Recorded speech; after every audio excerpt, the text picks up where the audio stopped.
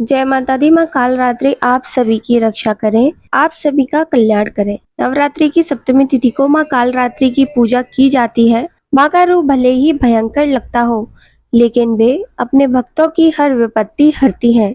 और माँ कालरात्रि ही वह शक्ति है जो अंधकार को चीर कर प्रकाश का मार्ग दिखाती है। आज की इस वीडियो में हम जानेंगे माँ कालरात्रि की विशेष पूजा विधि, उनके मंत्र, कुछ उपाय के बारे में, कुछ सावधानियों के बारे में और जानेंगे शुभ मुहूर्त के बारे में। हिंदी पंचांग के अनुसार इस बार सप्तमी तिथि 28 सितंबर दिन रविवार को दोपहर 2:28 से शुरू हो रही है और इसका समापन 29 सितंबर सोमवार को शाम 4:31 पर होगा। तिथि तो रविवार से ही लग रही है, लेकिन सूर्योदय व्यापनी तिथि 29 सितंबर सोमवार को रहेगी, इसीलिए 29 सितंबर को सोमवार के दिन ही महाकालरात्रि की पूजा की जाएगी। इस दिन भद्रा भी लग रही है। आपको बताएंगे भद्रा काल के और भद्रावास के समय के बारे में भी। 29 सितंबर सोमवार को सूर्योदय सुबह 6:21 पर होगा और सूर्यास्त का समय शाम 6:12 पर रहेगा। ब्रह्म मुहूर्त सुबह 4:45 से 5:33 तक रहेगा। राहु काल 7:30 बजे से 9 बजे तक रहेगा। तो सुबह की पूजा आप ब्रह्म मुहूर्त से लेकर 7:25 तक कर लें तो ज्यादा सही रहेगा।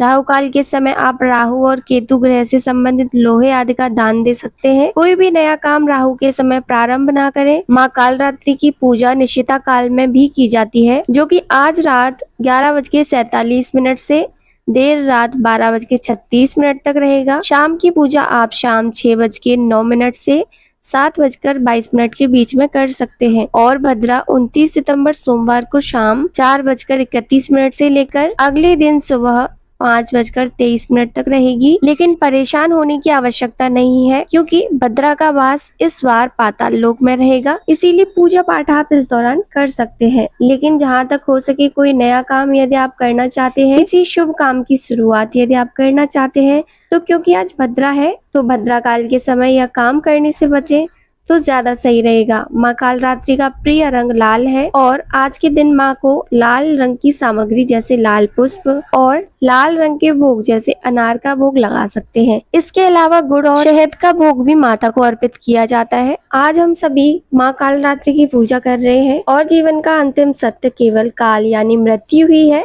माँ का यह रूप हमें काल के सत्य का साक्षात्कार कराता है। माँ का यह रूप हमें काल के सत्य का साक्षात्कार कराता है। माँ का यह दिव्य रूप नकारात्मक ऊर्जा, भूत प्रेत, दानव, पिशाच आदि का क्षय कर देता है। हर व्यक्ति मृत्यु के भय से भयभीत होता है, लेकिन माँ कालरात्रि की उपासना भक्त को निर्भीक और निडर बनाती है। कई बार ग्रहों के अशुभ प्रभाव के कारण भक्तों को बहुत सारी बाधाओं का सामना करना पड़ता है, यहाँ तक कि मृत्यु बाधा भी आ सकती है, किंतु माँ कालरात्रि अग्नि, जल, शत्रु और जानवर आदि के भय से भी अपने भक्तों को मुक्ति प्रदान करती है। माँ कालरात्रि का यह रूप अत्यंत भयानक और उग्र है। भयानक स्वरूप रखने वाली माँ कालरात्रि अपने भक्तों को शुभ फल प्रदान करती है। घने अंधकार की तरह माँ के केश गहरे काले रंग के हैं। त्रिनेत्र, बिखरे हुए बाल और प्रचंड स्वरूप में माँ दिखाई देती है। माँ के गले में विद्युत जैसी छवि देने वाली सफेद माला दिखाई देती है। माँ के 4 हाथों में ऊपर उठा हुआ दाहिना हाथ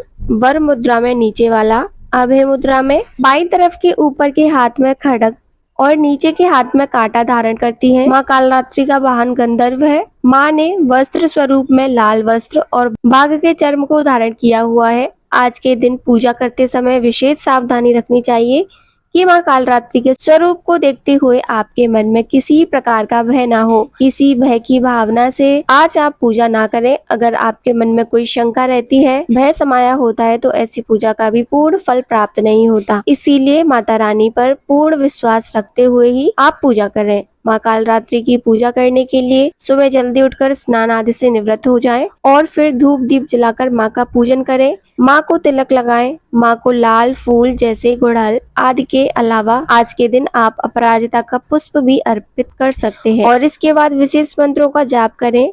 माँ कालरात्रि की पूजा के मंत्र है ओम देवी कालरात्रि नमः। प्रार्थना मंत्र है ए वेड़ी जपाकर्ण पूरा नग्न घरा स्थिता लंबोष्टि कड़का कर्णी तलाभ्यक्त सारिणी वाम पातोल सतोला लता कंटक भूषणा वर्धन मूर्ध्वजा कृष्णा कालरात्रि भयंकर स्तुति मंत्र है या देवी सर्वभूतेषु कालरात्रि रूपेण संस्थिता नमस्तस्यै नमस्तस्यै नमस्तस्यै नमो नमः।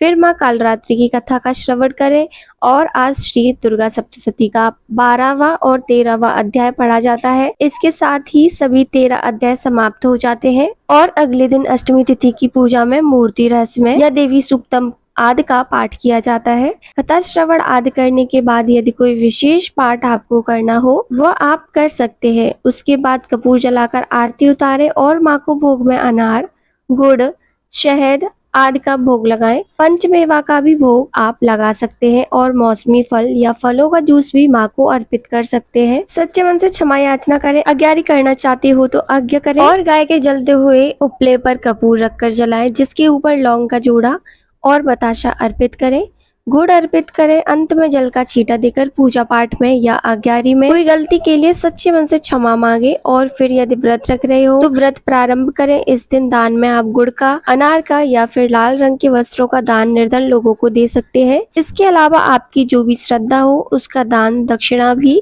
इस दिन देना चाहिए। दान देने से व्रत का महत्व कई गुना अधिक बढ़ जाता है। तो सुबह इस तरह से पूजा करें और शाम को एक बार फिर से धूप दीप जलाकर माता रानी की पूजा करें और आरती उतारें। निशिता काल मुहूर्त में बहुत से लोग जो तंत्र सिद्धि चाहते हो या माँ कालरात्रि की विशेष पूजा अर्चना करना चाहते हो उन्हें ही पूजा करनी चाहिए। बाकी गृहस्थ जन जो कि समय आपको बताया गया है उसमें आप विधि अनुसार पूजा कर सकते हैं। तो ये थी आज की वीडियो। उम्मीद है आपको पसंद आई होगी। अगर आपको वीडियो पसंद आई हो तो हमारे चैनल को लाइक, शेयर, सब्सक्राइब करना ना भूलें।